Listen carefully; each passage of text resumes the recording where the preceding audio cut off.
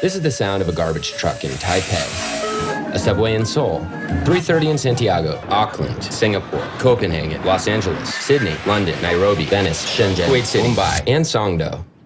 That's in South Korea. Awfully quiet.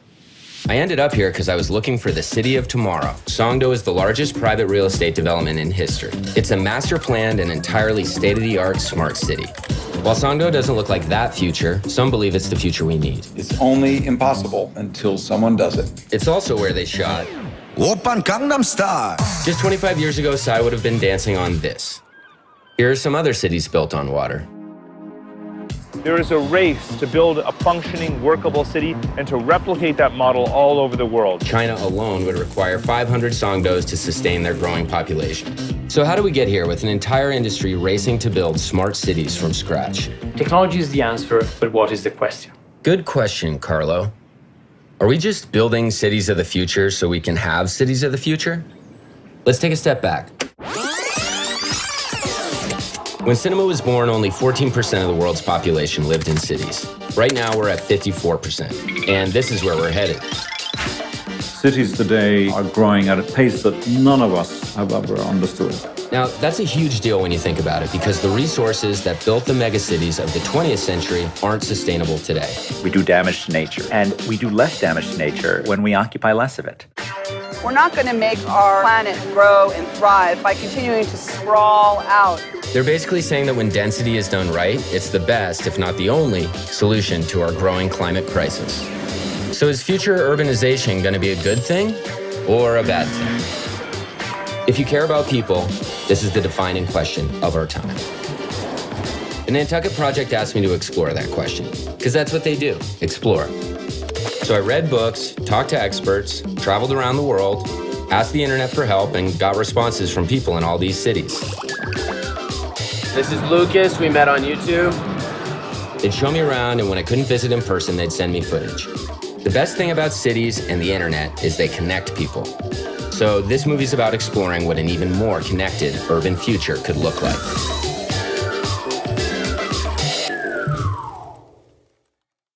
There is a renaissance in the city, and I'm honored to be a participant in the Detroit story. That was Mayor Jerome Kavanaugh making a bid for the 1968 Olympics. 50 years later, population still in decline, Detroit went bankrupt. In 2014, we had the water shutoffs in Detroit. Thousands of homes lost water due to shutoffs. And I wanted to focus on helping resolve that. So I created an application called City Water that's going to give Detroit residents their water usage in real time. That might sound boring compared to a drone delivering your pizza, but let's remember that cities only reached their full potential when they became healthier places to live. At the start of the 20th century, America's cities were spending as much on water as the federal government was spending on everything except for the post office and the army. We've come a long way to an exciting era. This is Abbas. He saw my video announcing the project and wanted to make sure his city made the cut. I was born here, and I'm really passionate about bringing the city back to the point it was. We're no Silicon Valley, but we're trying to become a city that brings tools and brings solutions and brings jobs back. Detroit is his company's first client. That means they're using data to prevent this kind of thing. What the citizens say, I don't need to have a smart city, but whatever new innovation it comes, if it helps me, I'm gonna embrace it. And it's really encouraging just the fact that the city is willing to do a project like this. And we're hoping to launch that in January of 2017 and take that to other cities across the country. Because cities inherently just don't compete with each other, there's a huge opportunity to collaborate with other cities. We can take the best practices in sustainable urbanization and spread them around the world as quickly as possible. That is the promise of the 21st century of urbanization. It's easy to imagine adopting Abbas's app in Santiago. And Los Angeles is a city that's never taken water for granted. Well, what can we do? The rest of the city needs drinking water. Water again. We use water from 1,400 miles away that is transported long distances using over 19% of our entire energy budget for the state of California. David uses solar power to turn air into clean water, which he gives away for free to his city or sometimes turns into food. Awesome. Every building, ideally, can make its own water and be water self-reliant. In the same way future cities won't need telephone lines, maybe they also won't need water pipes. You put water into a bottle, it becomes the bottle. You put it in a teapot, it becomes the teapot. be water, my friend. Like that, you see? I see. I get the idea. When people are innovating and developing solutions to address our most fundamental needs, a city will thrive. What kind of cities do we want? How do we want to interact as people in cities? Because cities aren't buildings, they're people. Part of the job of urban success means to attract and produce skilled people and to retain skilled talent. This goes together in a city. Opportunity and solving problems as they arise, innovating. Detroit is innovating right now, probably kind of like the way it was in the 1890s, when over 100 companies were working furiously to figure out the automobile. That's also like Silicon Valley in the 60s and 70s, Bangalore in the 80s, and Shenzhen, where 90% of the world's drones are manufactured right now.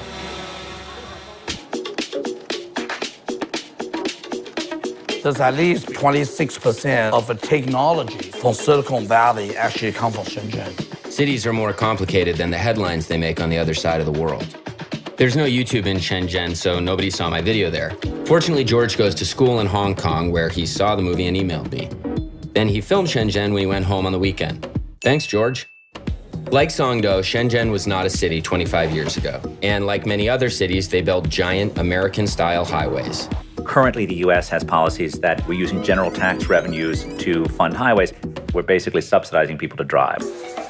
And that's why it's cheaper to drive to the grocery store to buy blueberries from 4,000 miles away than it is to walk over to the farmer's market and buy local. Can you tell I'm eating blueberries? You can tell you're eating what you got. Okay, cool. Our subsidies and policies encourage bad habits, but the false message we send globally is that big highways solve problems. Transportation's been a very sleepy field for 50 years. You're starting to see people rethink what our streets are about and who they're for. Now cities are spending money getting rid of highways, confirming that more transportation choices and less parking are often the best ways to fight traffic and congestion.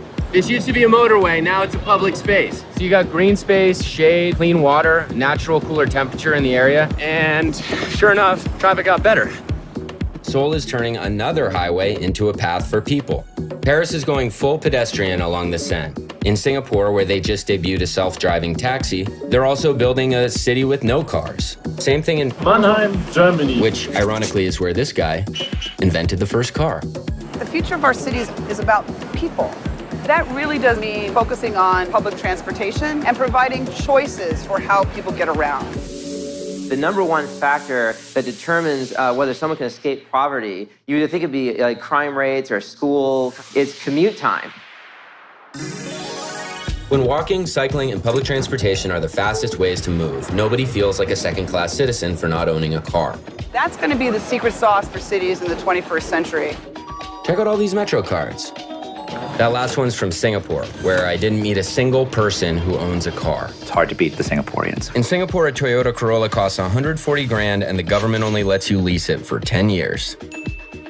The fact that they embraced having something that actually charges people for the social cost of their driving is a policy that basically all crowded cities should be embracing. In Santiago, you can get around in this electric rickshaw for free. The design came from China. Let's go back there.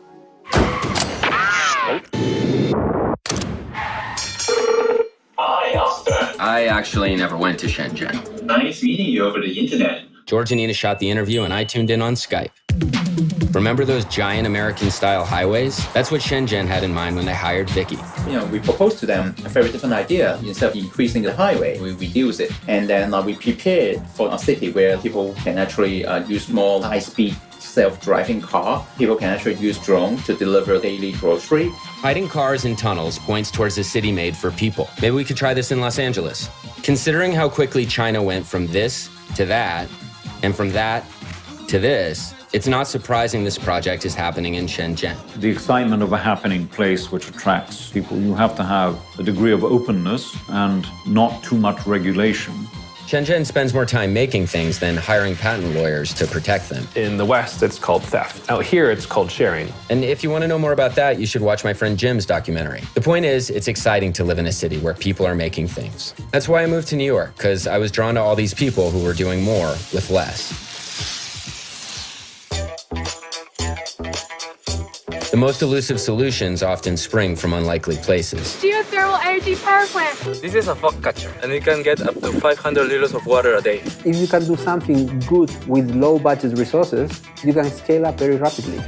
Sometimes those solutions can end up shaping a city's identity. In Lagos, which is where this music is from, by the way, they call it Kanju. The word literally means like hustling. Trying to reimagine these challenges in Africa as opportunities to innovate is the spirit of Kanju. Flooding is an issue in Makoko, so they built a school that floats by using cheap and available materials. This woman turns discarded plastic into bricks in Karachi. In Nairobi, nobody uses credit cards or cash, all you need is a phone. In Manila, they turn water bottles into solar light bulbs. And the people of India have always made more out of less. The inexpensive clay fridge that requires no electricity or their hyper-efficient, massive homemade meal delivery system could never have been conceived by some well-heeled think tank. Dr. Jocham has lived in the slums for 50 years, built 1 million houses and toilets, been nominated for a Nobel Peace Prize, and brought his organization, Slum Dwellers International, to 43 different countries. We don't need you to come and sit on my head and dance. I know how to write my song. It is my dance, my song, I will play it. He's basically saying, we got this. If you want to help, channel your support through us. For example, here's a self-run recycling operation in Jocham's neighborhood. We all want to be involved in the futures of the places where we live. You go and see every city in the world. All has been planned by very, very super well-known, renowned architect and philosopher and so on and so forth. You have lost all the sense of hearing from the people. Unfortunately, a lot of architects have a sort of a pre-designed approach that they force into whatever context and culture they get to. And not every city can be like Singapore, where 80% of the people live in public housing. So that means you don't have slums, nor do you leave the city and its residents in the hands of the private rental sector. Back to Mumbai. We tend to disregard places like Dharavi, where Dr. Jocham lives, but it's a rare example of a neighborhood solving its own housing needs. My friend Matthias works to draw attention to what's actually working in neighborhoods before attempting to intervene. He compares Mumbai to post-war Tokyo. American planners started to focus on infrastructure development. Everything else was left to people themselves. And that created the gradual growth of a neighborhood. Like Tokyo in the 1950s, it's your neighbors planning and building your home in Dharavi. Up to 90 people can be working on a school site for 4 weeks and produce a house on much better quality than the affordable housing that the government is developing. And embodying the kind of incremental growth private developers rarely aim for. The places that are self-built, we often see an incredible amount of care, feeling of ownership, a human scale in terms of what is actually being built. How do we combine the genius that's really there in the streets, it's solving its own problem? How do we then bring in a little bit of outside technology or better public management in order to upgrade them and to empower their citizens' lives more effectively? Post-war Tokyo, unlike Mumbai, had major funding and state-of-the-art infrastructure. And 30 years later, it was the city of the future. That's not my kind of place. Go someplace else. I don't think so, Mr. Deckard.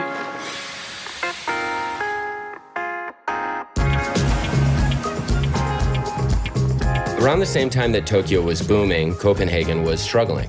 In the 70s, we had a couple of energy crises. People started to fight for getting better bicycle infrastructure, and the city gradually started developing that mobility system. In many ways, it is Copenhageners who have wanted to get their city back. Denmark's capital insists on citizen-driven change. I think part of Copenhagen's success is that they've had a very incremental approach to the urban development. Instead of having this giant master plan, they've tested and tried out different solutions. Low-rise, mixed-use neighborhoods, great public space, clean water. This new power plant turns waste into clean energy. And it's a ski slope. We don't think ourselves only as designers and architects. We think about ourselves also as social scientists. The best part is they still think they can do better. We have very far to go in actually creating an urban environment where cars are the last choice for the ordinary citizen. If you buy a car in Denmark, you pay 150% tax. It doesn't matter if it's electric. Destination, please. I'm super excited about self-driving cars, but without good planning and policy, we might just end up being more comfortable sitting in traffic jams. For a collection of microprocessors, you're awfully touchy. Of course, it's possible to make any city around the world a good bicycle city. And the more we get public transit, the more room there'll be for one of the very best kinds, bicycles. You could start with getting more people mobilized on foot and on bicycle, and it's so cheap to be sweet to people than it is to actually having to support these heavy transport systems. A person on a bike puts 65,000. A person on a bike puts a fraction of the wear and tear that the average car puts on the road. And as you'll remember, roads don't pay for themselves. Since I started editing this project, New York City Bike has broken daily ridership records 6 times. And the cool part is you can see all the data gathered from the program in real time. In the past, our streets have really been governed by anecdotes instead of analysis. And so we brought very focused, data-driven approaches to analyze the impacts of our projects. And so really seeing how we can take technology and not kind of replace what we're able to do, but kind of enhance our ability to interact with our environment. Well, then what do you want to do? I don't know, something. Wow. Some think that technology is going to make us more physically isolated. People will stop moving around. Right. They just won't need to. You basically connect your brain to the internet and you turn off your senses, and the senses come from the internet. And so you can feel this exact setting. Why would you get in a car? Why would you get on a plane? I just couldn't imagine that, and the whole point of this video was to go to real places and connect with real people, mostly in person. I also made this video with these people and for these people. It's kind of like a city. Thinking hard about who we're making them for and who we're changing them with is always a good starting point. Super tired. Okay, I'm exhausted. I'm sure you're exhausted. And I barely scratched the surface, but that's what I got. Bye-bye, Copenhageners. Bye, Singaporeans. Bye, Songdonians. Bye, Mumbaiakers. I'm gonna leave you with this quote from the great Jane Jacobs. Lowly, unpurposeful, and random as they may appear, sidewalk contacts are the small change from which a city's wealth of public life may grow. Cities remind us how much we benefit from and actually desire to share physical space with other people. But that doesn't mean one city can't learn from another. And the speed at which we're sharing what we're learning, the speed at which I connected with an army of filmmakers all over the world to make this video, was the most encouraging part of the experience. And while every city was exciting, it was the people in every city that made me optimistic for the future.